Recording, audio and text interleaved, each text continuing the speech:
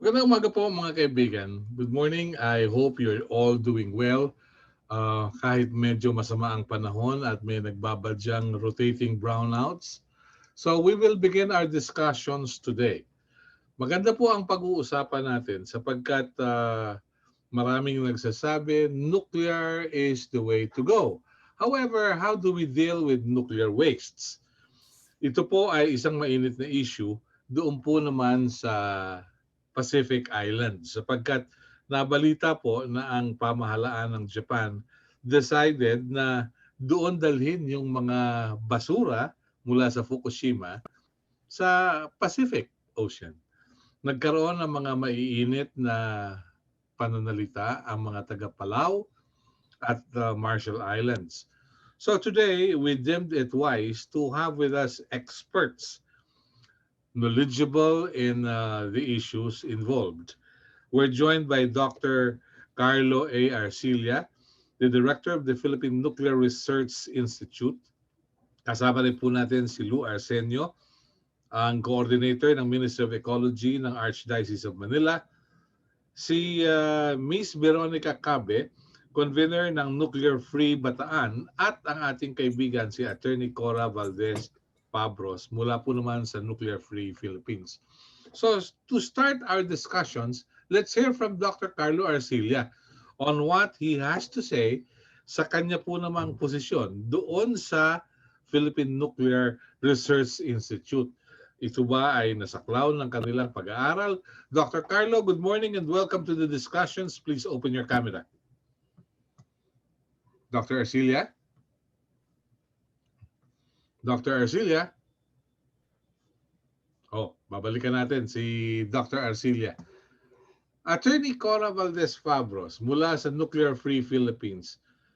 Anong naging reaction ninyo nung lumabas yung balita na magtatapon ang pamahalaan ng Japan sa mga susunod na buwan ng kanilang nuclear waste mula sa Fukushima? Good morning. Magandang umaga, Melo, at magandang umaga sa ating mga kasama dito sa yung online discussion. Roundtable. Okay. Yes. Siyempre, alam nyo naman kung ano ang posisyon namin pagdating sa nuclear power, no? At yung pag-announce ng Japanese government ukol sa kanilang the release of the contaminated waters into the ocean is not new. The debate has been going on for a long time, particularly in Japan, but it is also a cause of concern, especially for countries that are nearby, particularly I would say Korea, Taiwan, the nearby countries.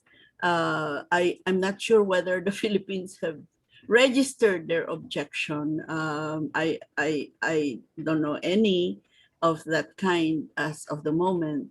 But even India, experts in India have already warned, the Japanese government the impending implication of this release.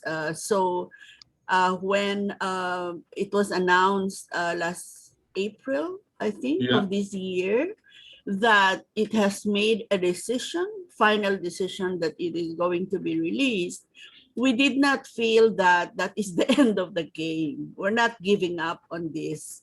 And the movement to oppose, both in terms of the civil society community in the region and also of the experts that we hear from in many parts of the world, very strong yung position, for example, ng mga experts sa India. And we're holding on to that because even if yung notion kasi natin na pag nandun sa tubig, pag tumingin tayo sa mga bansa, di ba?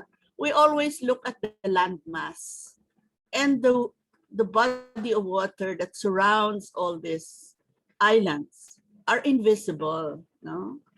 But I think we need to look at it as really a very important part of the whole, of the whole world, of the whole universe, that that the ocean is not invisible. In fact, it is a very good way of distributing contamination. Hindi siya it's actually more dangerous, no? And I hope that the Japanese government will reconsider. There are options that has been presented to the Japanese government, to TEPCO, that they could adopt, no, instead of releasing the water into the ocean. So I think I would stop there, because maybe later our discussion should. Lastly, I would say that there is an ongoing signature campaign that has been, we have reached a signatory of about 70,000 from about 49 countries all over.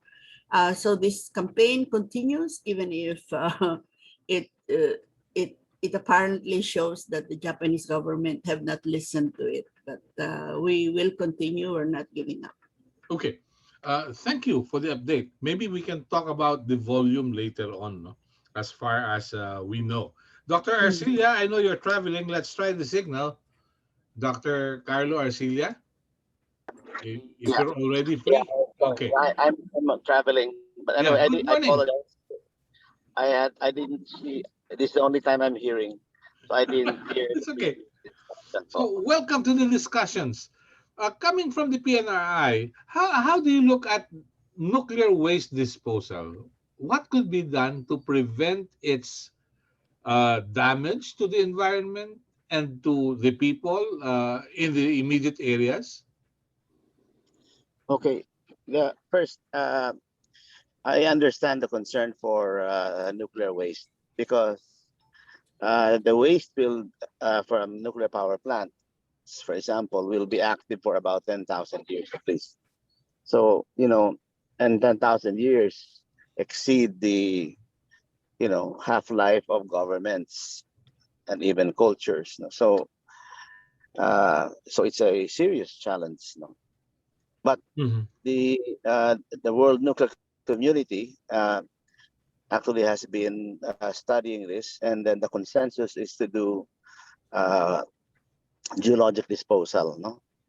And this geologic disposal means that since you cannot stop the activity of the nuclear waste, what you do is construct engineered barriers so it doesn't spread, and then put it very deep in the earth, no? For example, and so that it will run out its course without affecting human life or human societies. And I'm not Mhm. only talking about nuclear power plant wastes, because some people are against nuclear in any form, but they don't realize that, for example, in terms of cancer, the best way to diagnose and even treat cancer nowadays uses nuclear materials. Mhm. So that's the balance that has to be done. I'm quite confident in the disposal system because, I mean, why? Number one, the nuclear waste will be enveloped in a material called bentonite. Bentonite is a natural clay mineral, and its crystal structure has a negative layer, meaning electrostatically negative layer. And that's important because uranium ions are positively charged. So if they should escape in the groundwater, they will be trapped in this layer, and they'll be trapped there for more than 10,000 years. So that's the most important crystallographic filter to contain nuclear waste. But then Mhm. to make sure they will be buried very deep, at least 500 to 600 meters deep. Okay. Why 500 to 600 meters? No, the model for this is there is a very rich uranium mine in Canada. It's called Cigar Lake that is located about 600 meters deep, and you cannot detect any trace of uranium or even on the surface in the groundwater, nothing. So they're saying that at least the minimum depth that can be to store them. Now, for other weaker radioactive materials, they can be stored maybe in shallower depths. But the important thing is they have to be engineered and barriers, and then they have to be monitored. Now, in the Philippines, of course, we don't have a nuclear program, but if the president decides that we have a nuclear program, being head of PNRI, I would recommend that he implements a serious nuclear waste disposal policy at the same time, or as a prerequisite given for starting a nuclear power program, so that we will not be accused that we are passing on this issue as a legacy to children. No? And Mm-hmm. what is my personal choice for this? It's the same thing, geological disposal, but even deeper. As you know, the Philippines is already number 2 in the world in geothermal. So we drill very deep wells. The geothermal well is easily 2 to 3 kilometers deep. So this is Yes. 3 or 4 times deeper than is prescribed in the geologic disposal. And we have the technology to do those wells. We've drilled hundreds of wells like this in the Philippines for geothermal. And if you select an isolated island and do the deep borehole disposal and do the bentonite, that is a very, very safe, in my opinion, way to dispose of nuclear waste. Okay. Okay. That's very, very sound, Dr. Arcilla. But the problem is, Japan will throw its nuclear wastes into the sea, which is Okay, far from your suggestion. No? no, that's not entirely correct. Yung titapon ng Japan is tritium. I mean, and then the level of the water that they're going, it's not that came from the accident that they caused, right? Yeah. They've treated it. The problem is that tritium is very difficult to actually filter out. No? Uh, Now, first thing about that, I agree that dapat they have to answer to an international team to monitor it. Then they should be transparent. Now, the IEA, which is the nuclear watchdog, has in theory approved it as long as it's maintaining it at a critical level. Because in our environment, not everything is pure.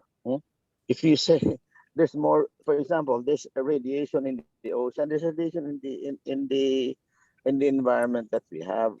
So people who claim that we have to remove the radiation totally are not realistic or practical. Then they have to go to the moon. But old story. Even in the moon, there's even a lot more because there's going to be radiation. So, ang ano dyan is what is the level that is allowed for the safety of humans? That is and that level is determined by research by medical people. I mean, and by med people.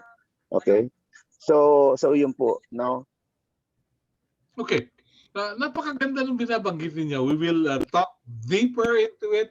We also have with us si Derek Cabe, who comes from Bataan. Derek, good morning. Am I concerned that what Japan throws will affect the Philippines? No. Come again? Dr. Arcilla, you were saying something? Oh, nag-freeze yung signal niya. Definitely not. For Yeah, two come reasons. again. Number one, Pakiulit lang nung sinabi mo, medyo okay, nag-freeze. Yeah, okay. You were saying something? yeah. Uh, am I personally concerned that if Japan should release their intended water into the ocean, kasi tritium ito, hindi yan, that this is not like radioactive strontium. Ang iba kasi, everybody groups all of the nuclides into one. They're not all the same. Some of them have very long half-lives. Some of them have very strong and short activities. So it's like lumping all the chemicals into one. So tritium is the main content of that water. Number one, as I said, the levels are already low, as even signified by the IAEA. Number two, even if they do it, the volume of the ocean water will immediately dilute it. But there is a world agreement that dilution cannot be used as waste disposal. Okay, so kung darating man yan sa Pilipinas, hindi na natin ma-detect. So as a Filipino, I'm not worried about the tawag dyan, the pollution. I'll tell you what I'm worried about. Okay. Our scientists here have actually detected corals. Kasi ganito, we study corals in the West Philippines and in the Philippines. The corals grow, which means that they take in the materials from the seawater, and that is reflected in the growing corals. Okay. They detected iodine 129. Iodine 129 is interesting because it's only produced in quantities in human caused nuclear tawag dyan, nuclear power plants. Fission. Hindi yan mataas sa nature. Okay? Right? Okay. Now, they have detected an increased level of the iodine 129, okay, in corals in the West Philippine Sea. Okay? So saan nang gagaling yan? It can only come from humanly induced from nuclear power plants or whatever. So ang may nuclear power plants na nandyan sa neighborhood natin is either Fukushima, Japan, China, North Korea. Okay? Hindi pwede yung sa Japan for some technical reasons. Hindi, it's not the amount. It's not. So dalawa na lang na bansa ang pwedeng pananggagalingan. Pero yan tumataas yan. Ibig sabihin, that's been detected in the corals. Now, I would worry about that more than the tritium. Kasi it means that one country is releasing knowingly or unknowingly some materials from it. Baka nag-leak sila, I don't know, or maybe they have nuclearized some part of the island. But we're seeing it in the corals. Now, it's not at the level na mapopoison tayo, but it is a very good indicator. Okay? That's also the reason why we have installed their detectors in the Philippines that will detect any nuclides coming from a nuclear accident. Ang tawag dyan. So we have those. They're operated by the United Nations, and some of them will be funded by the Philippines. Really? So we are monitoring those. So what I'm saying, sinasabi ko lang na ganito is that we are on top of this, and I will be the person to say, "Now, my God, may natapon or there was an accident," and that's what happened in Fukushima too. We monitor that stuff. What, in my opinion, should not happen too is yung excess naman sa other side. Hintuin lahat ng nuclear. If they really want to do that, may mga activists po kasing ganun. I beg to disagree with them. They should never participate in any nuclear medicine or anything that uses. Kasi contradiction in terms. Kasi may mga anti-nuclear activists, but they don't understand that nuclear medicine, for example, heals lives, that nuclear technology prolongs shelf life of agricultural products. As you know, you follow the activities of PNRI. Hindi lang naman nuclear power plants ang ginagawa at saka nanggagaling ng source ng nuclear concentrations kung ganyan. Okay. I'll see if I can transition now into my office. Okay. No problem. Please go ahead and move to your office so we will have better signal. Good. Okay. Magtungo tayo sandali sa Bataan. Kasama natin si Derek Cabe. Derek, good morning and welcome to the discussions. May we have the chance to see you? Paki-open ang camera. Yes. Magandang umaga po sa inyo. Opo. Nakikita niyo na po ako? Opo. Yeah. Opo. Kumusta kayo dyan sa Bataan? Ano ba ang inyong pinagkakaabalahan?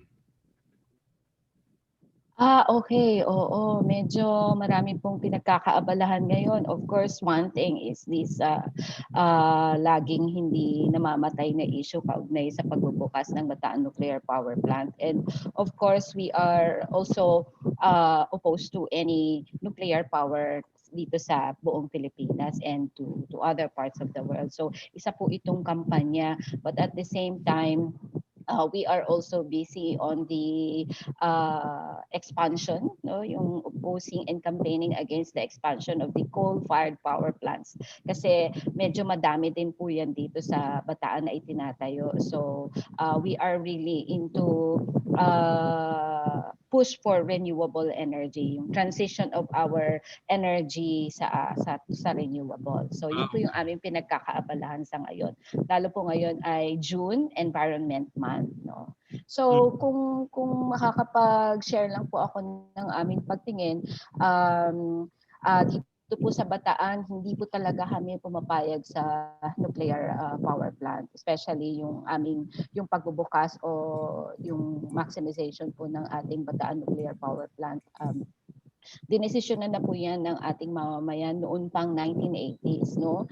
Sa panahon pa ng martial law, nagsikap na mag-organisa at kumilos ang mga Bataenyo para po sa pagtutol dito sa nuclear power plant. And that's why nung nanawagan po ang mamamayang Hapon sa atin para in support, no, solidarity para po sa usapin ito ng pagtatapon ng Japanese government sa katubigan sa karagatan, tayo po ay nakiisa at pumirma rin tayo sa petition na nananawagan sa kanilang gobyerno na huwag gawin iyon. Naniniwala po kami na sa perspektiba po ng mga grassroots, lalo na ng mga mangingisda, napakalaki po ng takot ng mga fishermen ng Japan kaugnay po dito sa magiging impact ng pagtatapon ng radioactive waste water na mula sa Fukushima. Dapat po pakinggan nila lagi ang boses at desisyon ng mga nasa community sapagkat hindi po kami nagpapanggap ng mga scientists, no. Kami po ay mga nasa community, no. Kami po ay mga sektor na kung saan ay pinakamalaking maapektuhan itong mga ganitong klase ng plano. In fact, nagbabasa rin po kami kagaya po kung totoong sinasabi po ng gobyerno ng Hapon na meron po silang inilabas na 5 options noong 2013, yung sinasabi po nila yung geosphere injection, discharge into the sea, vapor release, hydrogen release, and underground burial. So, ang pinili po nila ay ang pagtatapon, no, sa dagat. Bakit po? Sinasabi po ng mga experts na ito po kasi yung hindi masyadong mataas ang maintenance costs, no? Gusto po nilang magtipid. Kumbaga, ito po yung laging nagiging problema dahil ang kausapin po ng nuclear maintenance ay napakalaki ng cost, no, at kung kaya ito rin yung laging nagiging issue kasi karaniwan ay gustong nagtitipid, at kapag ka nagtitipid yung mga communities at yung mga directly impacted sectors kagaya ng mga mangingisda at mga naninirahan sa paligid ang siyang nagsasakripisyo, no. At kami po ay laging naniniwala na dahil sa negosyong ito po kasi ay negosyo, no? At laging ang nasasakripisyo sa negosyo ay ang mga stakeholders kagaya ng mga komunidad natin. Yeah.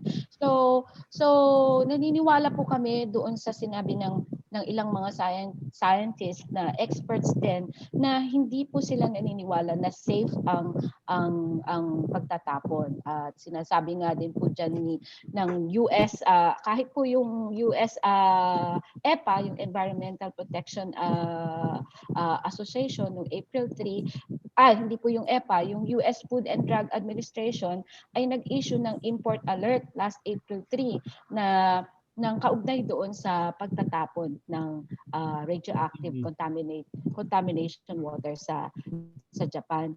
Okay. At ibang mga bansa na kagaya ng South Korea, kagaya po ng Russia, ng China, even China, ay nagsasabi na hindi po sila paborable.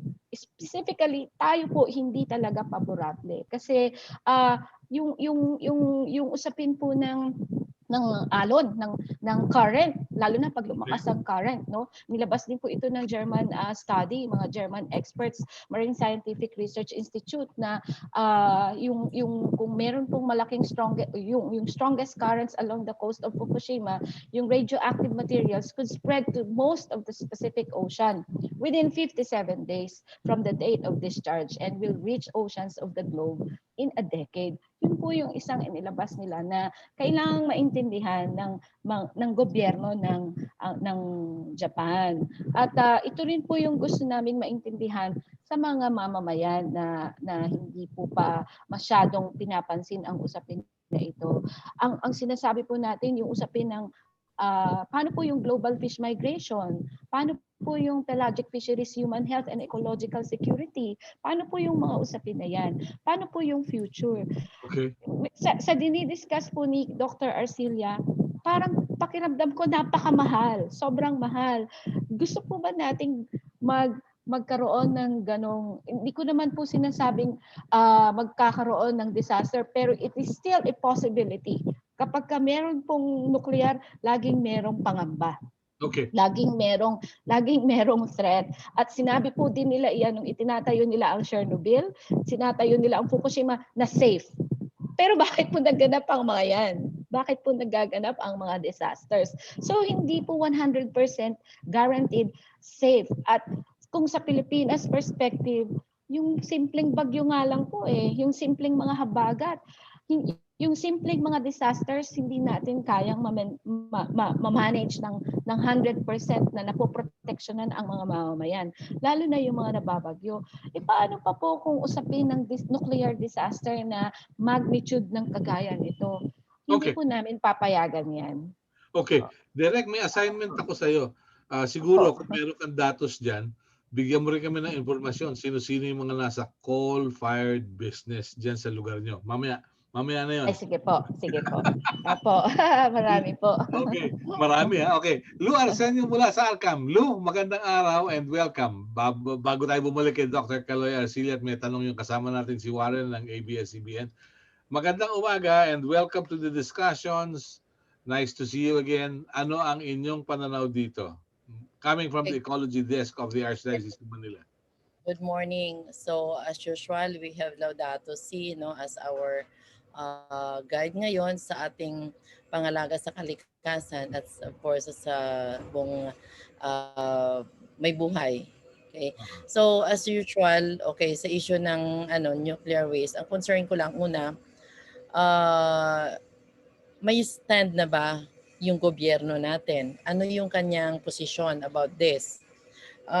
Alam natin na talagang nuclear waste is one of the concerns why we are not allowing nuclear power plant to be established in the Philippines, at talagang pinipigilan natin many years ago pa yung sa Bataan na huwag mabuksan.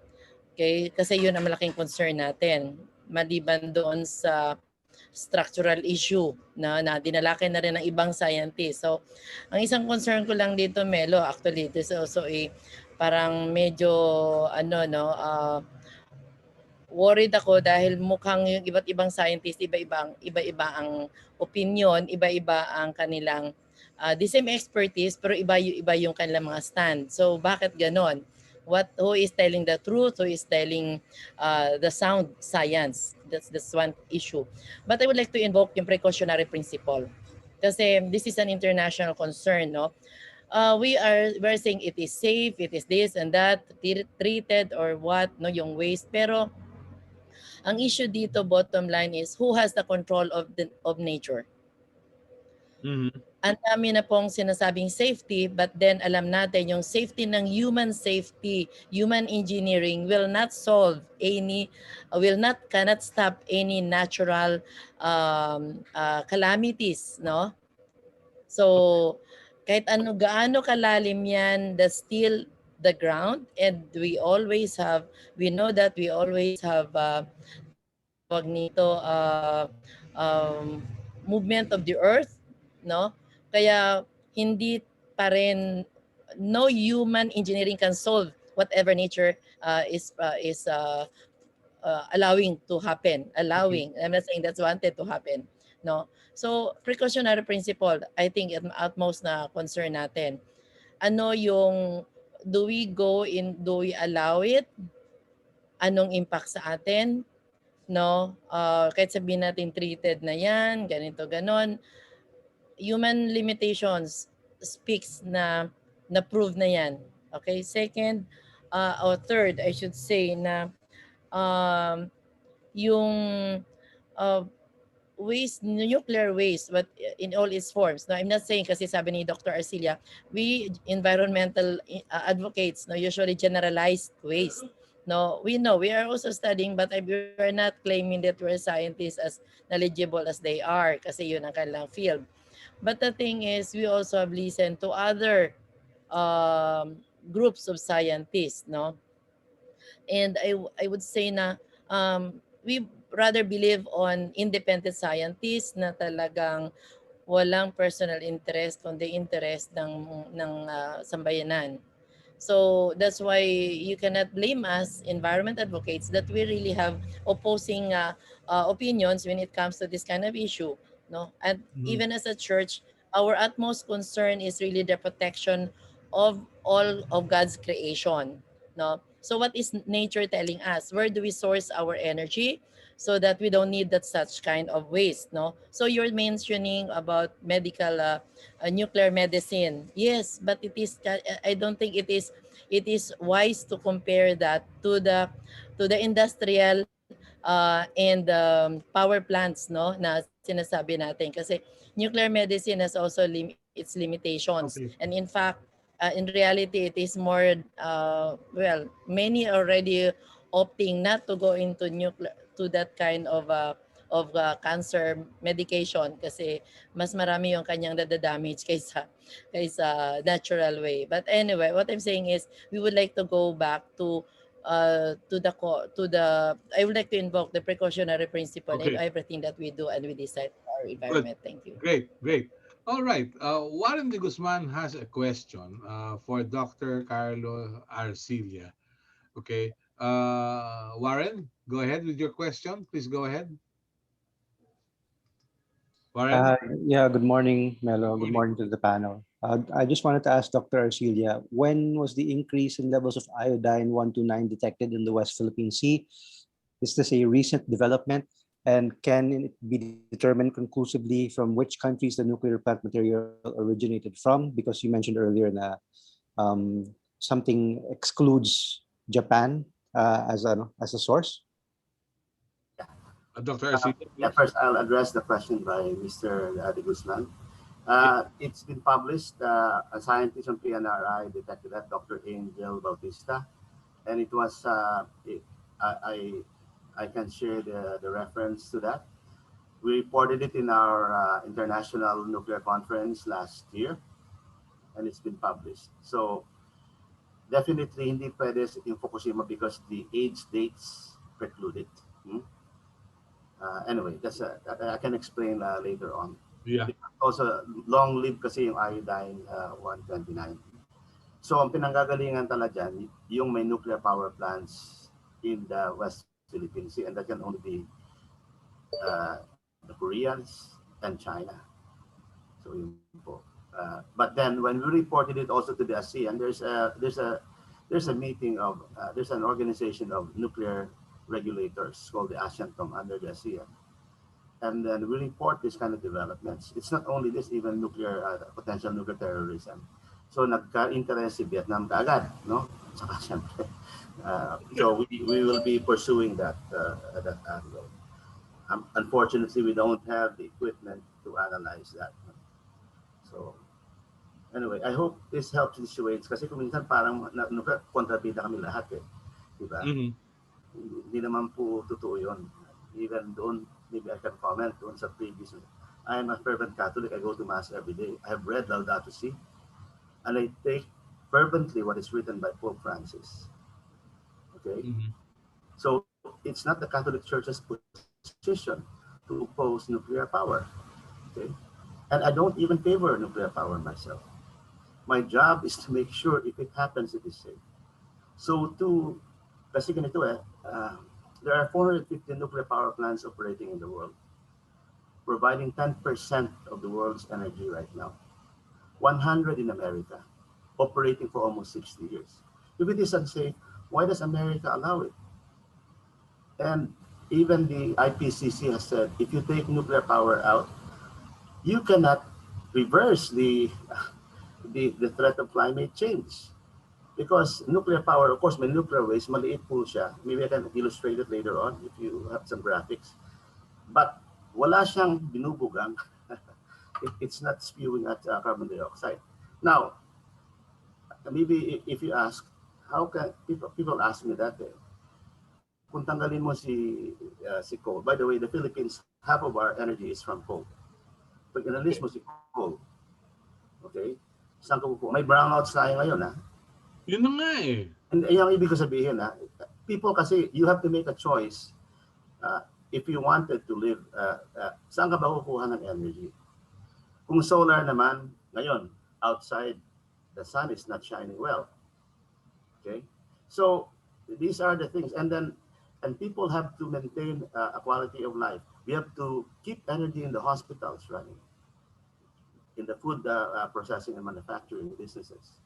So there are choices to be made. And so part of the precautionary principle is to have the least harm to people, but it's not excluding a technology that's inherently evil. There's a question in morals of inherently evil acts. Mm-hmm. And that is the one that's not allowed. I know enough Catholic doctrine to know that, and it's important for people to understand that. Okay? Nuclear weapons could be inherently evil. In fact, I really agree with the Pope to do that. Kasi parang knife yan eh. A sharp knife can kill someone, but without a sharp knife, no surgeon can operate the same tool.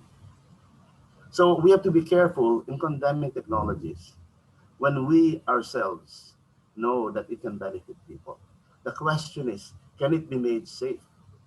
Kasi po, that's a problem when people are not familiar with the science. I actually like the comment earlier ng mga scientists. That is the virtue of science. Alam mo sa science po kasi, anong tawag dyan? Ang tawag dyan ay matirang matibay. Mm-hmm. Put your arguments and let the arguments come out. Kung magaling talaga yan, ay tatagal yan. Mm-hmm. Kung hindi yan, ay wala. Fake news. Okay. Okay. Anyway, po yung ganyan sa science. Kaya kung hindi malakas ang sikmura mo sa science, don't even go into it. But that's the only way to protect the truth. If it's sort of like kill-a-tician from all sides, if it survives all of that, then it's okay. Okay. One of the problems with the environmental, I know I respect a lot of environmental people, but sometimes iba, nakabasa lang sa Google, ang dami nang sinasabi.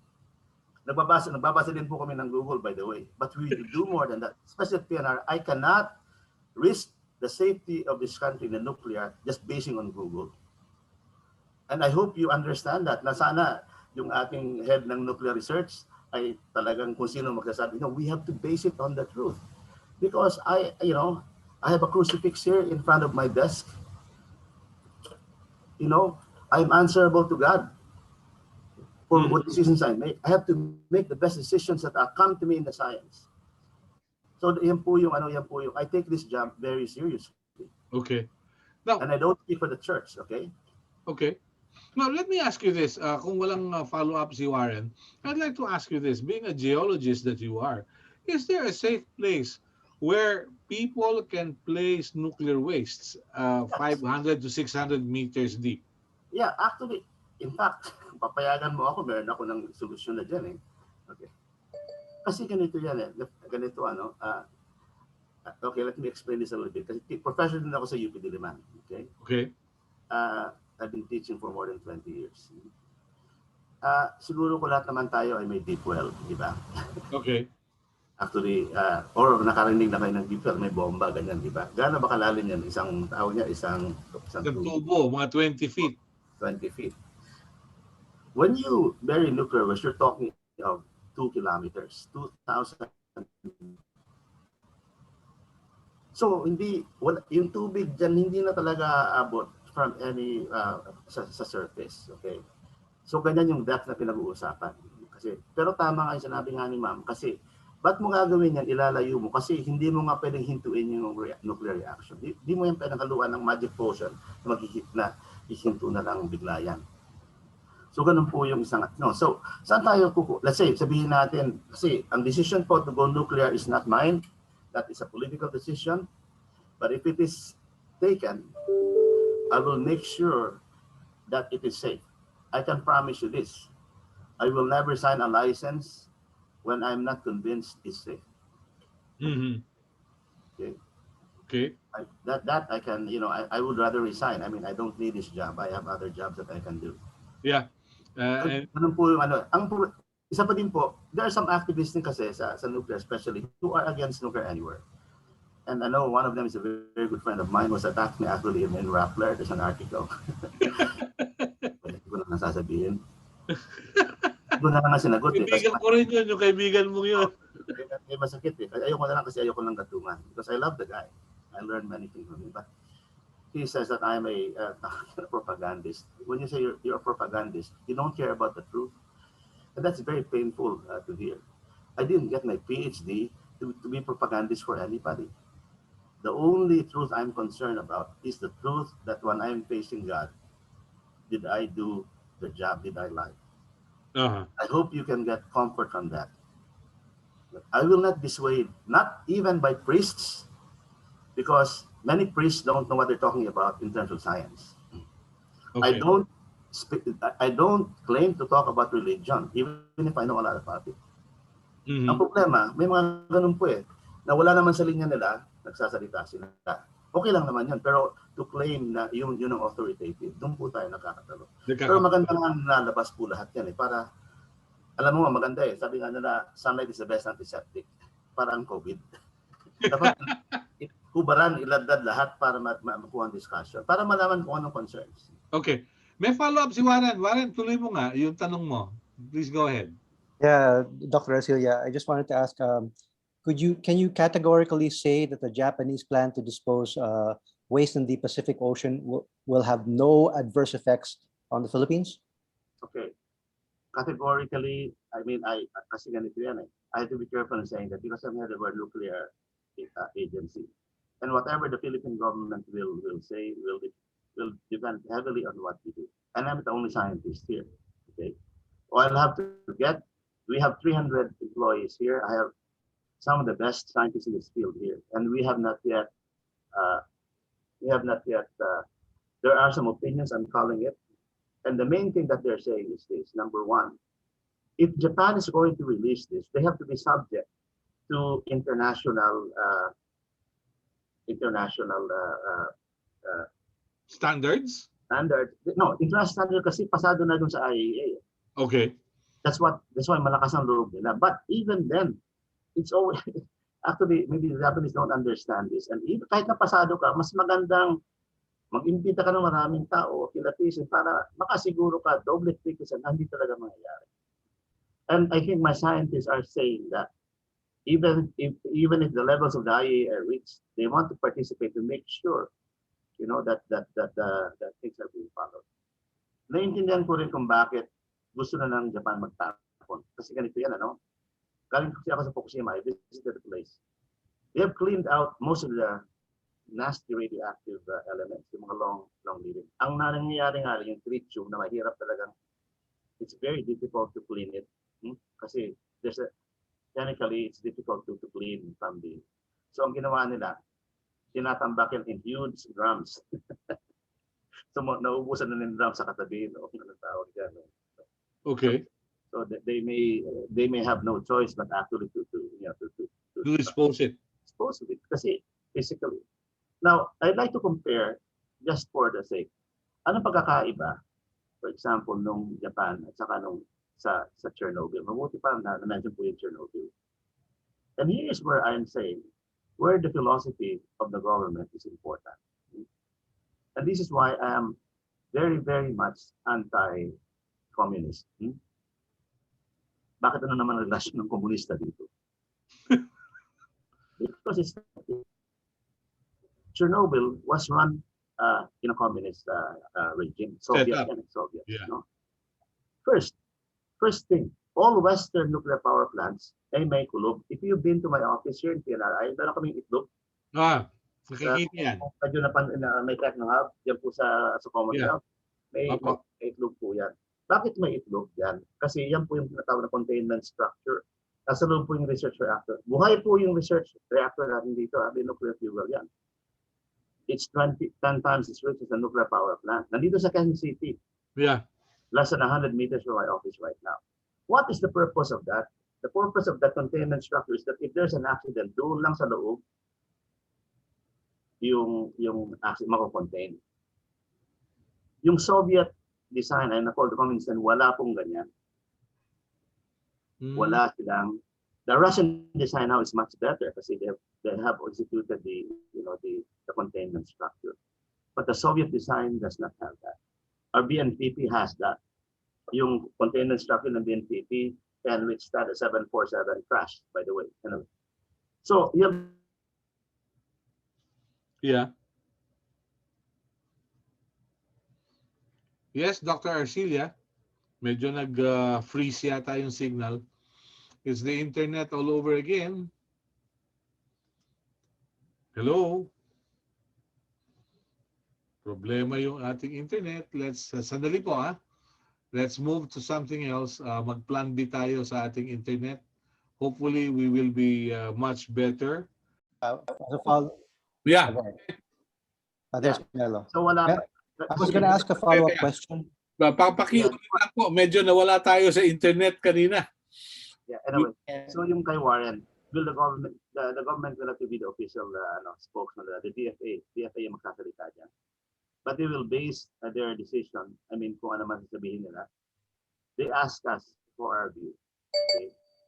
And our view that I'm telling you now is this. Number one, that the standards have to be observed. Number two, to make sure they observe the standards, they should allow an independent group to actually observe what's happening. So yun po yung dyan. Pero yun nga, ang nakakatakot sa akin, kasi yung iodine 129, may nagli-leak na hindi nagsasabi. Yung nasa north natin, ng mga communist ulit yan. Ang problema sa mga ganyang klaseng regimes, they don't care of their accountability to the people. Hindi yan. Chernobyl is one example. Ito, actually, kung sino man ang nagli-leak niyan o naka-leak niyan, they should be reporting it to their people. Hindi naman harmful sa atin, pero the fact na detect natin yan, ibig sabihin may nangyayari doon. So, there are two Koreas. Which of the two Koreas may be responsible for this? I wouldn't know, but I kung ano lang, papasihan ko na lang. I would trust the Democratic Korea. Okay. Warren, may pahabol ka pa? Warren? Yes, I have an additional question. What's regarding so you have the iodine 129 and we have the Fukushima pending dump. What's the worst case scenario? You're saying we're safe right now. We're not going to be poisoned, but what's the worst case scenario that's actually pushing your scientists to want to go there and detect or to observe what's going on in Japan, and also pushing you to call out to the international community and report about iodine 129? Okay, first let me answer your first question. What's the worst case scenario? The worst case scenario is not really very bad. Kahit sabihin natin hindi sila sumunod, nagtambak sila, it will not poison us, definitely. Kasi, anong tawag yan? Ang liit na nga ng level pasado na dun sa IAEA. Okay. Kung mataas yan, talagang aalma kami dyan, di ba? Okay? So, yun yan. In fact, in the past, alam niyo ba, yung weak disposal, talagang nagtatambak lang talaga sila ng inuhulog. Yung mga Russians, yan sa dagat, bawal na yun. Hindi, hindi fission product like that. Talagang nuclear waste, tinatapon sa dagat. Kaya nga, they prevented dilution as a form of waste disposal. That is forbidden in the technology. Okay? Yung pangalawa, sa iodine 129, again, as you know, mahirap tayong mag-impose. Yung ating mga isla nga, sinasakop na, di ba? Mahihirapan pa tayong But, pwedeng ipaalam sa lahat na, hey, meron kayong ginagawa, nalalaman namin. Maybe public shaming. Hindi naman public shaming. Parang, kasi yan Ang problema nga with this, even with China, they are not very transparent in their, yeah, look at the source of the virus. Ayun lang ipa-investigate. Kaya tuloy, magdududa ka kung anong sa ibang bagay, kung nagsasabi sila ng totoo, hindi. So yan po yung problema dyan eh. Ganun, Okay. sa North Korea. But definitely, if there is something unsafe, we will, that's our mandate at PNRI. I hope you understand that. If there's something on the nuclear side, I haven't even talked about nuclear terrorism. It's actually Okay. very important concern. Pero we know, that's what we, okay, sabihin ko na lang kasi nandan po yung, alam niyo po ba, one of the world's biggest gatherings is what happens in January 9th. IAEA. No. Traslasyon. Ha? Nga pala, no? Dito sa atin, no? The traslasyon happens in the Philippines. Yeah. Of the Black Nazarene. Black Nazarene. That involves 8 to 9 million people. Ganyang kadaming tao. Okay? So, ngayon, is it possible na merong magkaroon dyan ng terrorist na magdala ng tinatawag radioactively explosive device, no? Kasi ang problema, okay, let me just 30 seconds po. Kasi pag nagdala ka ng bomba, pag nagpaputo ka ng bomba, ang masasaktan yung tinamaan lang noong sumabog. Pag nilagyan mo ng dirt, ng radioactive material yung bomba, pagkatapos sumabog, mabibiktima pa rin yung first responders. Let's say, sabugan ako, dinala ako sa hospital. Yung mga doktor doon, madadali din. Talagang evil yan eh. Diba? Talagang ginagawa ng ISIS yan. Or gusto nila mag... Okay. How do we prevent that? Meron po, pag may malaking event ng ganyan, meron kaming pinapaandar, no? And we, from the help the IAEA, may choppers to try to detect kung may mga nuclear materials na lumiligid-ligid. Okay. So nakikita pala ninyo yan. Hindi namin sinasabi yan, pero ganyan talaga yan. Maybe sometimes even during the zona. Pero pag malalaking events, Okay. nag-share kami ng data. For example, like with yung nuclear heads ng Malaysia at saka ng actually Malaysia dapat share natin kasi nandiyan yung mga ISIS eh. Yan Okay. sa atin. Okay. All right. Thank you, Dr. Arcilia. Pero looking at all this, Attorney Cora, meron bang legal na paraan para mapigilan kung ano man yung mga binabalak na kaduda-duda para sa karamihan? Yes, please. Yeah. Oops. Paki-unmute ulit. Nagkasabay tayo. Oh, Yan, okay. You're asking me about legal measures to stop. You know, there are several steps na pwedeng mangyari. So magdidepende, no? But I would admit I'm not so familiar with these particular legal remedies. Siyempre, yung kadalasan which we used during the time when we were trying to stop the operation of the BNPP, you go to the Supreme Court, get a restraining order.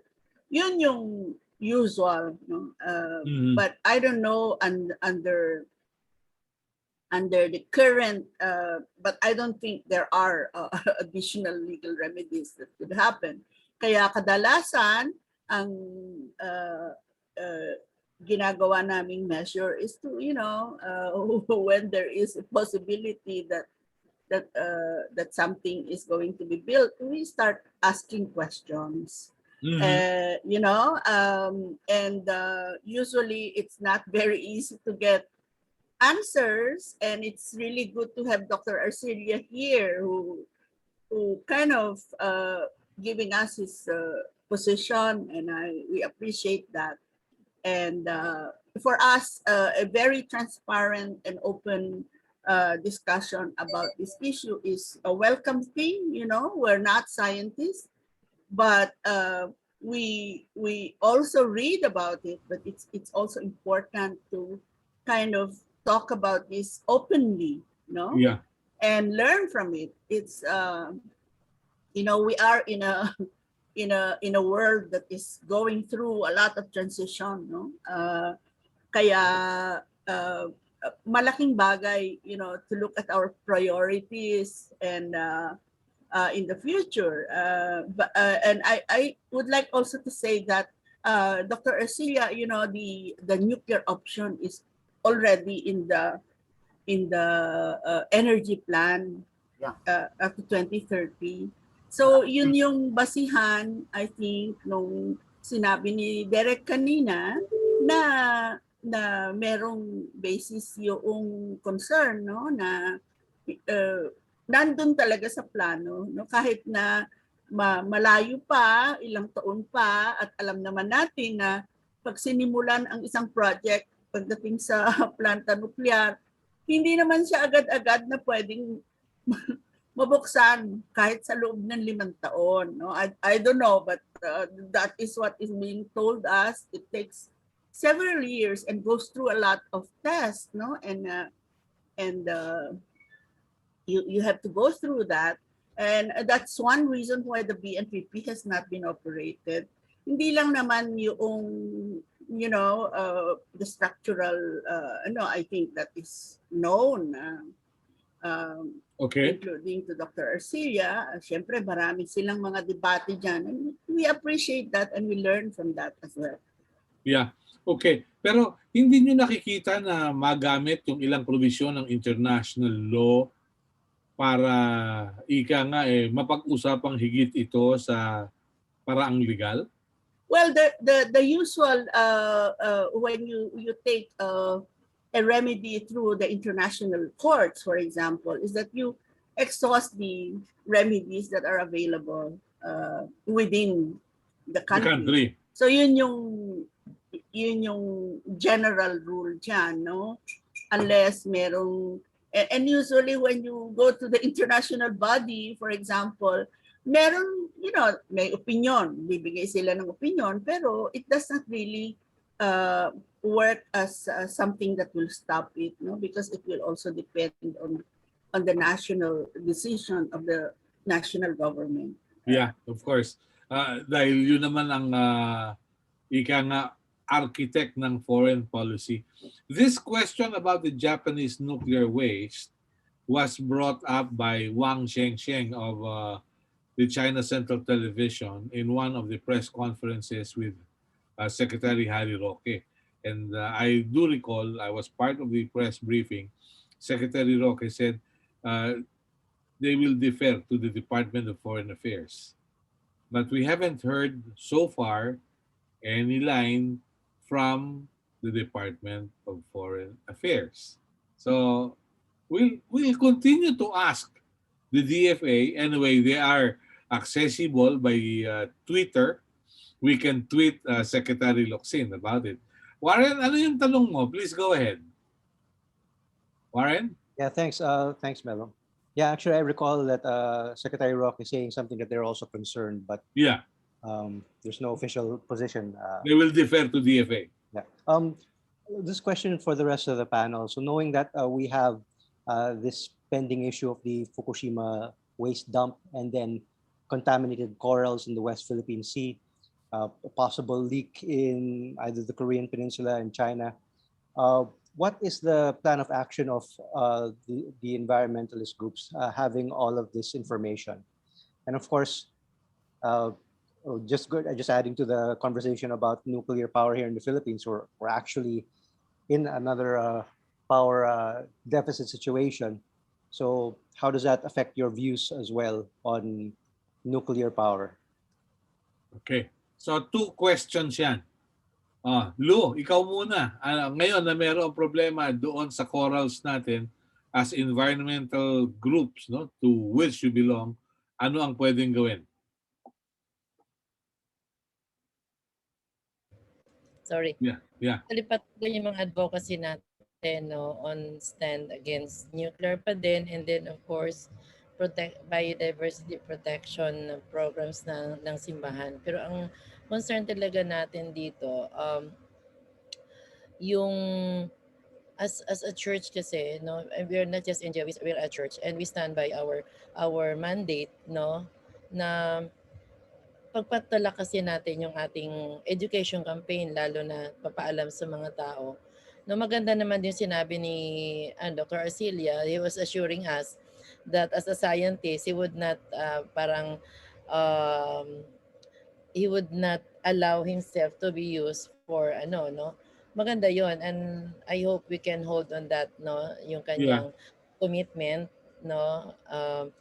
And I'm glad na he's also reading Laudato Si. So maliwanag naman, actually a while ago I was trying to look for ano, maliwanag naman that the church is also concerned about waste, no? All kinds of waste, including yun nga, radioactive waste that are being thrown into the Yeah. oceans.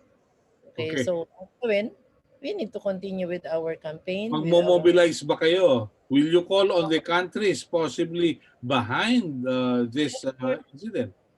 meron actually meron naman kasing malaking group din, international group ang church that can ano, and up to the top, you know, sa Vatican. Malakas ngayon ang campaign ng environmental advocacy ngayon ng Vatican, no, sa awan ng Diyos. Kaya surely we will do a lot of, ang importante lang dito, we need to be educated first ng mas in all, yun yung balancing education, no, and using Laudato Si, maliwanag sinabi ni Pope Francis doon sa Laudato Si number 21, he's concerned for the different kinds of waste that are being thrown into the environment, is including radioactive waste. So Okay. and they were trying to read also sa ano, so I think we need, that's why maganda rin ito forum na to. It would help educate ordinary citizens, so that pag sa ating pag-advocate, before we go to international, kasi we need to educate first our people. Of Okay? course. And then we collaborate with other networks, no, globally.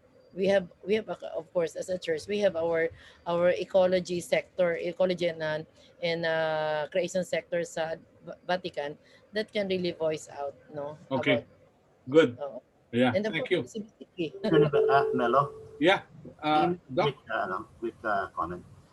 Kasi from the comments, I realize, being as a teacher, that maybe there are some things that need to be clarified on the whole. If you're willing, one of these days, I can give a presentation on the status of nuclear in the world and in the Philippines. That will be good. In fact, I have a presentation. And people are inviting me. I've been talking to many university students on this, but especially to the press people. Kasi from the nature of the questions, it's important to be informed. Yun nga pong, yun yung ibig kong sabihin. Kasi yun nga, some of us are scientists, but even some scientists have biases. There are some who are fervently anti-nuclear anywhere. Yeah. I mean, kahit nasaan, ayaw kasi sa nuclear weapons, but hindi na sinasabi na ganun sila, no? But given the chance, pero maybe your program has no more time this time. But given the chance, I'm willing to be available to discuss. Kasi sinabi din ni Attorney Fabros, in 2030, in fact, Presidente Digong signed ang tawag dyan, an executive order last year, creating a high-level interagency committee to study the insertion of nuclear in our power mix. And we were part of that, and I can brief you on what happened to that. Good. Okay, that will be nice. We can, hindi naman para lang makita, and then also to see what the process is. Kasi I totally agree, especially in the nuclear field, the big mistake in the past is that they were secretive. Sabi ko, kung wala namang masamang ginagawa, ba't tinatago? Kasi pag secretive ka, mag-i-imagine tuloy ng lahat ng kasamaan na ginagawa. I tend to agree. Coming from this profession, pag walang transparency, magdududa kami. Especially kami, sa science, ganun eh. Pag alam mo, one thing I've learned in my old life, I'm senior 2 weeks ago, I was jabbed already. Congratulations. Welcome to the club. Yeah, thank you. By the way, it's a box. That's a whole new topic on fake news. But anyway, what I've learned as a scientist, I'll share with you. If it's too good to be true, it is too good to be true. If people claim something, often it's too good to be true. Okay. And then we are not, that's why more than you, we are naturally inclined to disbelieve any claims. Yeah. Kasi talagang, ang sa science, patunayan mo eh. pag inatake ka, ano bang proof mo diyan? Ano ba yung huwag ka lang magsalita. Dapat meron kang sabihin na ano, proof. Kaya if it's too good to be true, parang hindi ka panipaniwala, no? Oo. Tama, tama. Siguro what we can do, Dr. Arcilia, is we can come up with another schedule Yeah. and you can do the presentation and we Yes. will open this to the Yeah, but media I'd like and to to our get friends. yes, precisely. I mean, Attorney Fabros has points, and then Ma'am Luar's points are very well. Kasi it also teaches us, especially with me, kasi I have the unfortunate role of being a promoter and the regulator. And part of our concern is nuclear safety. I tell you, you know, more than you. And I will be very, very nervous. Sinabi nga ni Attorney Fabros, hindi lang basta-basta. Marami kasing tests. At saka, nuclear is the most regulated industry in the world. Wala nang may anong International Atomic Energy Agency, wala namang International Coal Industry Agency, walang ganoon. Mas marami pang namamatay sa coal, sa natural gas, sa in fact even sa solar at saka sa wind.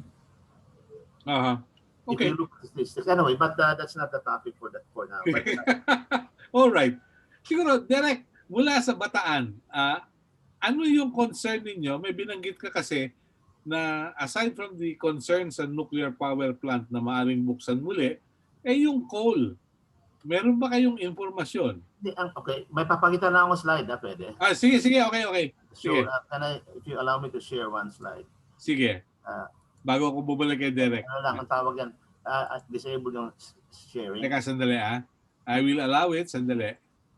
Teka, share screen. Okay, go. Yeah. Ayun, nuclear power. Marunong na ako mag-share screen. Yan. Pakita ko lang yung isang slide dito. Ayan. Itong importante, sorry. Okay. Yan ang electricity mix natin more or less. Kung titingnan nyo, kalahati ay coal. And most of this coal is imported. Okay? But in terms of renewables, they're very good in the Philippines.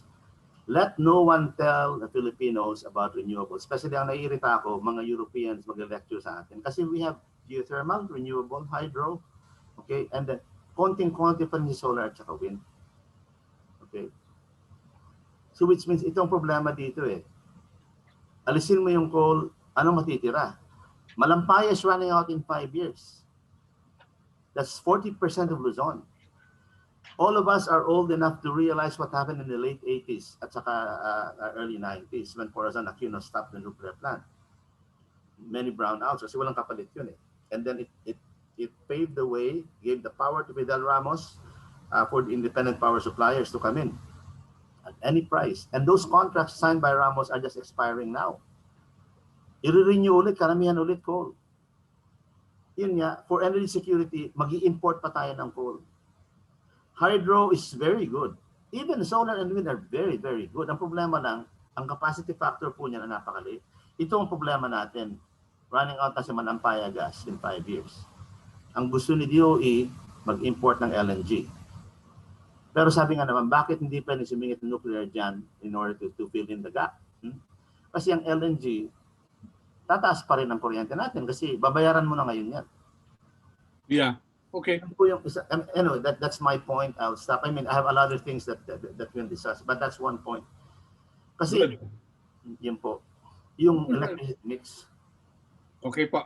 Mabuti binanggit niyo yan. We will have another briefing siguro para maging maliwanag sa lahat, ano? Para makita yung ganung usapin. At saka, kawawa talaga yung mga tao ngayon Sobrang mahal ng kuryente. I'll just mention this The Made in Filipino family, and I'd like the activists to hear this out anywhere. May isang rep siguro yan. Ang binabayaran sa kuryente, mga 1,000 to 1,500 a month. Kung ang inuuwing pera ay 10 to 15,000, that's 10% of the take-home pay. That's a very, very high. It shouldn't be the kilowatt per hour. It should be the amount of the take-home pay that the Filipino family pays for electricity. The rich people don't care. I have a fairly high salary. I don't look at I look at lucky bill. Babayaran mo lang yan, walang problema di ba? Pero yung tao talaga dyan, yung ordinaryong tao, yung cameraman mo, tanungin mo. Yun, problema talaga yun yung kuryente every month. Aha. Paano papababa yan? Karamihan yan sa coal. Ang problema kasi niyan, nasa oligarchs. Ito, nasa oligarchs. Sino nga may-ari ng mga coal plants, mga oligarchs? Yan dapat ang binabanatan eh. At saka, even more than the kasi sila, they are the ones persisting the high cost of electricity in the country. Alam mo, Dr. Arcilia, yung sinasabi mo, parang narinig ko kay Attorney Cora Valdez-Pabros yan eh. Parang nagpapalit na yata kayo ng role. Hindi ko pa siya narinig. Pero isipin mo siguro ko marami, we share many things together, you know? Yeah. Maybe we don't, pero yan talaga ako. Yun nga, Pinoy at saka UP, nakikita ko yan. Ngayon, kung ipagkakait mo yung isang bagay na mura naman, bakit hindi? Dahil sa takot? Dahil sa ideology? Yan tayo magtatalo. Okay. Good. Okay, Derek. Good morning. Nagtaas ka na ng kamay. Okay, let's Yes, have it. oo. I'd like to make a quick reaction doon. Agree po kami doon sa oligarchs kasi dito sa Bataan, sa totoo lang, kaya pumataas ang kuryente kasi highly privatized from generation to the distribution. Kaya po wala naman pong role ang ERC o ang gobyerno para sa controlling ng presyo. Kaya po lahat ito ay negosyo. In fact, kung dito po sa Bataan yan, actually yung Meralco ay kumukuha ng 300 plus megawatts dito coming from Limay alone. Kaya po dito sa Bataan, meron po kaming 3 operational na coal plants already. At kami po ang nagpo-provide ng more than 300 megawatts sa Meralco para po dyan sa Maynila and to other distribution utilities sa iba't ibang panig ng ating bansa.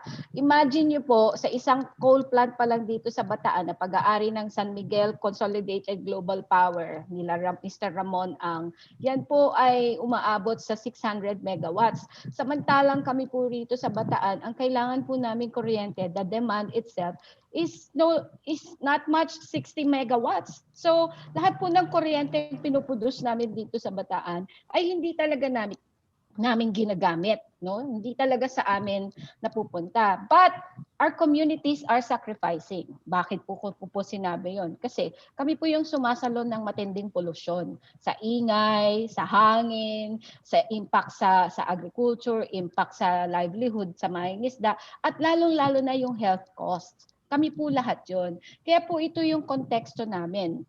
Imagine niyo po, meron po kaming 600 megawatts ng San Miguel, meron pong 140 megawatts ng Petron, meron pong 600 megawatts ng GN Power na pag-aari naman po ng Ayala.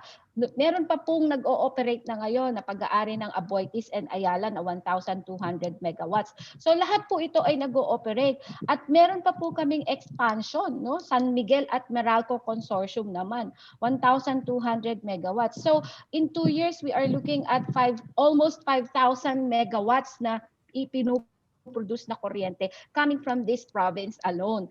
At ang kuryenteng demand lang namin 60 megawatts. So paano po, kumbaga lahat po ito para sa negosyo. Kaya po naniniwala kami na kami po ay hindi naman anti-development at hindi rin po namin gustong walang kuryente, pero ito pong kuryente na ito ay isang malaking politika at negosyo at ang laging nagsasakripisyo ay yung mga communities na naninirahan sa paligid, pati po yung kanilang health, no? At naniniwala po ako dun sa sinasabi ni Dr. Arcilia na dapat tingnan itong mga oligarchs na walang pakundangan sa pagnenegosyo kaugnay sa kuryente at totoong mataas ang kuryente dahil hindi negosyo.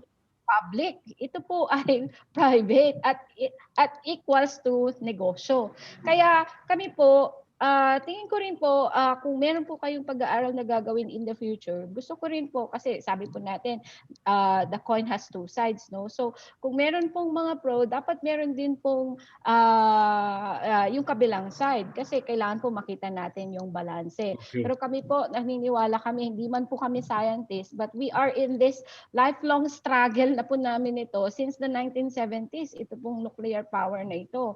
Kaya po... Bakit nuclear ang problema? Ang problema mo, coal, ate. Ano po? Mahal. Bakit biglang napunta? Wala pang nuclear eh. Alam niyo po, yung nuclear kalahati ang cost. kung po sa pag-uusapan. Anyway, ayoko lang pong Oh, okay. Hindi po. Gusto yung oligarch. bigyan niyo po ako ng Wala pa pagkakataon. oligarch. Bigyan niyo po ako ng pagkakataon, Dr. Arcilia, kasi ang dami niyo pong i-float, no? Kaya po gusto rin namin kung open po kami sa ideas, siguro po open din kayo. In Of fact, kayo course, po I nasa totally agree. PNRI. I've listened to you all the time. In fact, Yes, kayo diba? po yung nasa government side eh. Sabi niyo nga po kanina, based on personal opinion, hindi naman po kayo yung nagsabing mag-go nuclear tayo, di po ba? At ito po ay trabaho niyo lang. So, to ensure safety, yun po yung trabaho ninyo. Kami po hindi po namin trabaho ito. Ang nakataya po dito ay kabuhayan, communities, Alam ko po yan, tirahan, ate. at health Alam po ko po. namin. Yun po yung Natin, kaibahan siguro. natin. So, iba po yung advokasya ninyo. Kami po ay pinagtatanggol namin yung aming karapatan sa kabuhayan at paninirahan namin. Ito po yung mga communities na nandito sa Bataan. At maging nuclear man yan o coal man yan, kami po yung nakataya. Komunidad namin ito eh. Okay. In fact, pala po kami sa Germany nga, 2002, nagpe-phase out, 2022, magpe-phase out na ng nuclear power, nuclear energy. Even Italy, Switzerland, nagpe-phase out na po sila. Marami pong bansa sa Europe ang nagpe-phase out ng nuclear energy. Kaya po gusto naming pakinggan din yung ganon. Bakit Okay. sila nagpe-phase out? Bakit tayo magno-nuclear? So Okay.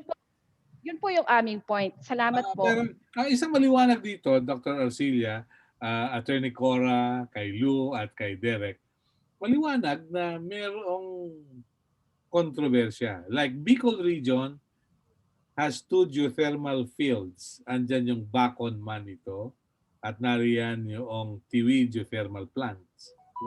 Merong napoproduce na kuryente pero lahat yan napapasok sa Luzon grid.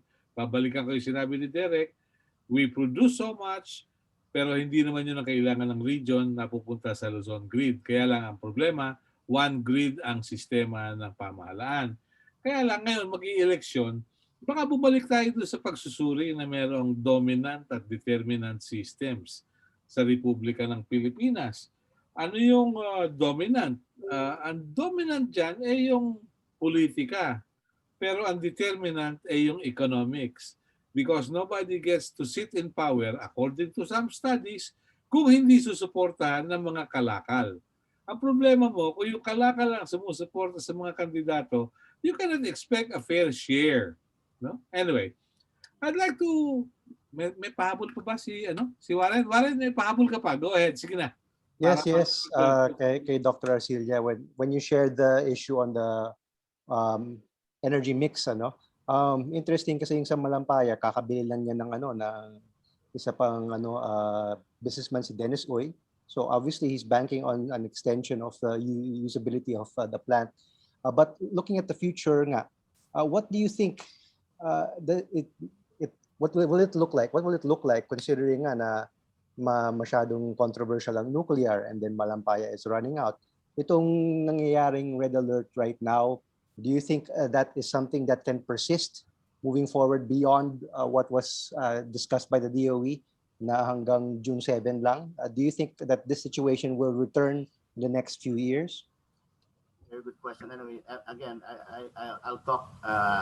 What I'm going to say is my own. Okay, not my office or the DOST's. Just to, yun nga, yung kay first to address yung there. I mean, yung comment po ni Derek kanina, kasi yung mga tao talagang pulubihan na apektuhan ng brownouts, no? If you look at that picture, okay, mawawala na si Malampaya in 5 years. Nag-i-import tayo ng coal. By the way, if you're a journalist, please examine the power supply agreements na pinirmahan ni Ramos, and they're just expiring now. I-renew ulit yan. Ang minention ni Ms. Derek kanina, sino bang mga may-ari, mga oligarchs? Pipirmahan ulit yan. Sino bang pipirma ulit? Anong klaseng power ba ulit yan? Ha? Kasi kung may-ari ka ng coal plant, ayaw mo ng nuclear kasi mas mura yun eh. Okay. So yun po yan. The problem, if you look at that power mix, it's actually alarming because our coal is imported, almost all of it. The natural gas that we have, ang gustong gawin ng DOE, i-import ulit. Ang ibig sabihin yan, yung kuryente ngayon, mas mamahal pa pag naubos. Kasi Malampaya is free now eh. Okay. like later na natin pag-usapan yung uranium na yun. Anyway, masagot po ako dyan, ma'am. Pero magandang usapan ito. Pero ito muna ang topic at hand. So, sabihin natin, you cannot make wind and solar replace all of this. Impossible. Kasi sabi ng iba mag-renew, I am a renewable fan. A lot. Geothermal. But it is blind to say na renewables will solve the energy situation of the country. Yeah. Pero being a Yun ang geologist, sinasabi ko eh. Kaya nga po, yun yung mangyayari. Will it become worse? I think so. Unfortunately. And then, electricity will be increasing kasi wala titinan nyo. Saan pa kukunin yung power? Mag-i-import ka ng LNG, babayaran mo yun. Illustration yan, Japan, okay? Ang tawag yan, Japan imported, they stopped their 55 nuclear plants after Fukushima and they imported natural gas. The electricity rates went very, very high and they were forced to restart the nuclear plants again kasi sobrang mataas na. So, yun po yung issue dito na yan. okay. And I don't want to say anything, about DOE kasi baka I might get fired. Although I don't mind being fired, but kasi political at saka oligarchs. Yan po yung problema talaga. Kung lalabanan, wag niyo nang labanan yung pwede rin kung gusto niyo. Pero this is the real problem. The oligarch control of our power sources. Okay, very good. Pero, hindi ko malaman, nabanggit nyo, Dr. Arcilia, na yung LNG matatapos in 5 years. Yeah. Why would a businessman as astute as Dennis of Udena buy it from Shell kung limitado na yung shelf life? Actually, very good question. I was asking myself that question. Pwede rin siguro ma-extend o kasi yung facilities niya to tap it could be that, there are some things so hindi ko nga alam kung bakit or maybe he got it at an incredibly good discount. I don't know. Pero yan po yung situation. Mabuti yung tanong po ni Mr. Warren D. Guzman. Kasi magkakaroon ba ng brownouts, pustahan tayo meron. Napabayaan yung ating energy source. Yan lang in this administration. Okay. Being a geologist that you are, what do you think could have been the reasons why the government did not develop more geothermal sources in the Philippines? Okay, in geothermal po kasi, number 2 na tayo sa buong mundo, ma-overtake na tayo. Kasi geothermal is really renewable, maganda si geothermal, di ba? But the problem is this, the big volcanic fields have already been tapped. So kung magdi-discover ka, maliliit na lang yan. Kasi pareho tayong taga Bicol, yung nandoon sa Baco Manito, yung malalaki yun eh. So the new additions will be very small. But since we're growing at 6%, we will have a big shortfall. And we don't have coal in this country. Even the quality is very bad. Tapos, nagdidepend tayo sa Indonesia. Not good at all. Remember nung nagkaroon ng terrorist threats? Maraming brownout kasi the ships couldn't pass through. Saan ka pupunta? Yung wind and solar naman, we maximize that. In fact, we subsidize it. But what they promise is that they can solve things. That is not true at all. That's not scientific at all. That is lying. Okay? They are very good to contribute. But if you look at the total demand, hindi nila kakayanin. Okay. Well, the time has come for me to say thank you to everyone who took time out to be with us. Anong mensahe mo, Lou? Yes, anong message mo? Okay, ang Pilipinas being nasa tropical talaga tayo, napakayaman natin ng renewable sources of energy. Marami po tayong mix na resources. And kumpara siguro sa nuclear, mas malaking advantage nito. At kung meron man tayong changes ng weather natin, it doesn't mean also na wala na tayong masagap o ma-store na solar energy. Yun ang kasi madaling ngayon, no? Wind, another one. And then, so ang problema natin kung mag-nuclear tayo, meron din tayong nuclear, ini-import din natin yung fuel nito. So we know the issue of oligarch naman din. Yun ang isang problema na pinayagan o inalaw lang natin, pinabayaan natin yung gobyerno in the past na ibenta yung mga basic services natin tulad ng water and energy na supposed to be this is a public service, di ba? And so, therefore, lahat ng resources sana natin, kung mapagkatiwalaan natin yung ating mga magmamanage nito, hindi sana maging problema. Kaya ang concern natin ngayon is we are facing this issue na yon na nasa ecological crisis tayo, nasa climate emergency na tayo. So ang panawagan na lang natin, let us be wise and prudent, no, from selecting our leaders, no, medyo matagal pa yon, a year to go pa yon, pero at the same time learn our lesson kung anong nangyayari ngayon, no, and at the same time on our own way, on personal note. So, tingnan natin kung paano naman yung lifestyle natin that also impacting so that yung mga oligarch walang mga sanang rason to build and build and to create and create uh, tawag nito industries na minsan hindi naman masyado kailangan. At isang yan, I'm really so sad na doon sa Bataan, no, sa Limay, at especially sila yung bombarded, no? Walang pagkakaiba din yan sa isang issue na nasa Quezon na tinatayo na water para sa Metro Manila. So seemingly habang gusto nating i-support yung needs ng ng ibang ng mga urban areas, nagsasuffer naman yung sa rural areas natin. So I think may obligasyon lahat tayo as consumers, as citizens of this country, wherever we are, may responsibilidad tayo para dapat ihinto kung ano yung hindi tama, no? At huwag payagan ang hindi mga tama. And this is the only legacy that we can leave behind, no, to the next generations. So laudato si mi Signore. Thank you. Alright, thank you. Direk, mula sa iyong lugar dyan sa Bataan, anong mensahe mo? Yeah, opo. Una, nagpapasalamat po kami sa opportunity sa inyong pag-invite sa amin dito para po makapag-share kami ng aming views. Second po, gusto ko lang po talaga sanang masabi na this is already a lifelong struggle for us, especially here in the community. So we do not need to be scientists para po, we do not need to be scientists para magkaroon po tayo ng concern and malasakit sa ating environment and para proteksyonan ang ating mga karapatan, kabuhayan, yung ating kalusugan, yung ating paninirahan. So, ito po yung cause at ito po yung aming pinagtatanggol simula pa noon at hanggang ngayon. Nag-transition na po ito sa ilang generations kasi po ito po ay obligasyon natin sa ating mga mamamayan, lalong-lalo na po sa ating mga kabataan sa susunod pa. So, this would be our legacy also. Kung sira na po yung kalikasan natin at wala na po silang tirahan at kanilang kabuhayan ay sira na dahil sa maraming mga proyektong kagaya nito, itong fossil fuel industry, fossil fuel business at ng nuclear, wala po tayong mukhang maihaharap sa kanila sa susunod.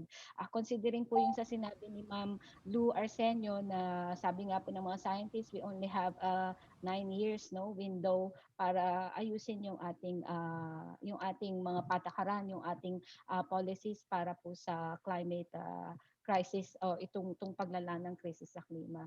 So ito po 'yon, so this is an issue of practical ngayon dahil nagsasakripisyo yung ating mga communities sa mga proyektong ito. Second, ito po ay issue rin ng future. So ito po yung dapat nating tandaan at nauunawaan ko po kung saan nanggagaling si Dr. Arcilia dahil sila po yung nasa gobyerno at sila po ay may mga plano pero we are also defending our rights, no? Kami po ay nasa konteksto rin ng pagtatanggol ng aming karapatan, pagtatanggol namin para sa kalikasan na kung saan ito po yung aming tinitirahan sa ngayon, yung aming mga communities at source ng aming mga kabuhayan. Kaya po we still say no no? Sinabi po namin ayaw namin sa nuclear noon at ayaw po namin sa nuclear in the future. So we still push for there are other options, no? At marami na rin pong mga sinabi ang mga scientists and mga advocates natin kaugnay sa renewable energy. And we also have examples of countries na nabuhay po ng walang fossil fuel or any nuclear energy sa kanilang mga bansa. So let them be our example, no. Yun po. Maraming pong salamat. Thank you. Thank you. At for your information, Derek, andito na yung iodine report nga pala, no? Pagka Ayun, magkakaroon, salamat po. I can Opo, give- para po pinadala na ni Dr. Carlo Arcelia. Arcilla. Okay. Salamat po sa inyo. Thank you. Okay. Attorney Cora Valdez Fabros, alam po ninyo si Attorney Cora, ang aming national treasurer noon sa Student Catholic Action way back. Hindi ko na babanggitin yung taon, baka magkahalataan. Anyway, message mo. Attorney Cora, go ahead. Yes, please, paki-unmute po muna. Yeah. You know, I know it has been a long time, and I'm glad we are all we are still here. You know, Yeah. Yeah. It's a blessing to be to be alive and to be involved up to Yeah. this point. Well, my message is that Derek had said it really succinctly and very clearly, and usually even if I'm not involved in the in the grassroots organizing, I have had opportunities to see how people are suffering, and I think that is mainly the basis of what our friends in NFBM and also Lou are saying. Nakabata yan sa karanasan ng mga tao. So that's the important point, and that's where we are coming from. But at the same time, we don't close our eyes, to see the reasons why that situation, exists. It's not only because of lack of transparency, takot and all sorts of things. And I appreciate Dr. Arcelia's straightforward and frank, thoughts about what he sees, and I know that to a certain extent it is true, but I would like to see the government really being transparent, not only being transparent, but to put the same weight of its looking at the importance of the different energy mix, and not to because we have a renewable energy act already, and we have not seen a very concrete and comprehensive way by the government to address and seriously take it on and implement it. It's not only in the basis of policy and all this, but putting money into it, making it a priority as well. So yun lang, Melo, and I hope that we will do this again. We need to have a follow through. Ang daming nakabitin na mga issues na napag-usapan natin. It does not have to be us again, but we have a lot of people who can be involved in this discussion, and we hope to continue to join in this particular discourse. Maraming salamat. Yeah, I'm really happy we saw each other virtually. I hope we can see each other person to person sa mga susunod na panahon. Dr. Carlo Arcilla, kahimanwa, gikan sa Catanduanes, please go ahead. Yeah, all right. Thank you for inviting me here, and then I appreciate the comments, and then thank you. I'm learning from this. Yeah, thank you. I see an invitation for the church forum. I would like to talk to my fellow Catholic priests on these issues, and even many things, on climate change. And yun lang. I mean, first I like to say that there are serious scientists here at PNRI that are safeguarding nuclear safety, security. We do not take our jobs for granted. So at least that, and then the part of that is informing the public of what is the true thing. That's why we came up with iodine 129. Seryoso po kasi yun eh, right? So if there are other safety issues, ang ano ko lang, ang pakiusap ko lang is this, at saka yung sinasabi niya ni Miss Cabe. Alam niyo po, Miss Cabe, I may farm po ako sa Tarlac. I go there every weekend. So araw-araw, every weekend ko nararamdaman yung paghihirap ng mga farmers. Kaya alam ko rin yung paghihirap nila sa kuryente. Kaya hindi nyo rin ako masisisi kung bakit gusto ko rin magkaroon ng supply ng kuryente na contiguous, na hindi nakaka-pollute. So, I mean, and yun po yung isang option na ano eh. And my message to the journalists here, look, for example, hopefully don't quote me on this. Ano ba yung negosyo ng ating Energy Secretary for transporting coal and natural gas? Yan po yung ano eh, it's the supply chain of that, no? Does that have any reason kung bakit coal is being favored? Saka, anyway, and anyway, yun po yung mga issue. Sinasabing, at saka ito pa nga eh, yun nga, bakit mahal ang kuryente natin? Dahil pinayagan natin from many years ago na kay President Ramos, yung independent power suppliers. Tapos yung kontratang yun, pipirmahan pa ulit. Hindi malinaw, hindi transparent. Sino ba, yun yung mabuti na mention yung may mga pangalan ng sino mga may-ari ng mga plantang yun eh. Yung mga may-ari ng planta rin, meron na isang renewables payari, parang pambalanse daw. Pero tingnan nyo yung percent. Ha? Sabi Ma'am Attorney Fabros, yung sa renewables, the President, the government has put money. May feed-in tariffs na nga sila eh. And I encourage it. But again, to say that this will solve our problem is not realistic. I'm just telling that as a scientist who also needs electricity. Pag pinagpilitan po kasi natin yan, sabi yung mga mamo, saan ka may country na walang nuclear, walang fossil fuels? Saan tayo? Geothermal lang? Hydro? Wala pong bansang ganun. Or maybe actually, Switzerland is actually 50%. But not us. Anyway, yun lang po. Now, science works, and that's why I'm a scientist. There will be debates, and I love debates. As long as hindi personal, although kung personal, that's part of the ball game. Po yun eh. Pero kasi ganito yan eh, hindi tayo uusad pag walang debate at saka hindi transparent. Tama si Attorney Fabros. Okay. Pero wag naman, ang ano ko lang, pakiusap ka lang dahil lalo sa gobyerno, wala kaming malasakit. Napakasakit po yung sabihin. Okay. Ako yung nasa gobyerno dahil nagmamalasakit po. All right. Thank you very much, Dr. Arcilia. Alam po ninyo mga kaibigan, ang problema kasi kuminsan yung katagang malasakit nahahati sa dalawang kataga, malas at sakit. No? In the guise of malasakit, nung ilan na nagmamagaling. But anyway, hindi yun ang topic natin. Nabanggit ni Attorney Cora na we're happy to be here despite the years, no? Yung mga nakalipas na panahon. Pero let me recall, I did an article for La Croix. Ito po yung isang Frances na pahayagan. I featured 3 missionaries in the Philippines. Si Brian Gore, nung panahon ni Marcos, si Father Michel de Gigord, nung panahon ni Ramos, at Sister Patricia Fox, nung panahon ni Digong, ni Pangulong Duterte. Ano yung istorya? They were concerned with the people's problems.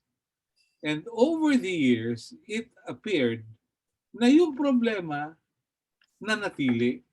So nasaan ang ugat nito? The concerns of Brian Gore during Marcos' time, the concerns of Michelle de Gigord nung panahon ni Ramos at Sister Patricia Fox nung panahon ni Pangulong Duterte are still very much with us. So the challenge for us is to find the reason bakit yung pa rin ang problema. So magandang umaga po. Maraming salamat. Hanggang sa susunod. At doon sa kaibigan natin sa FOCAP na nagre-request ng kopya ng presentation tungkol doon sa iodine, okay na po. Meron na po tayo rito. For more questions, caloy.arcilia@gmail.com or carcilia@pnri.dost.gov.ph. So thank you very much. Magandang umaga po. God bless us all. Stay safe.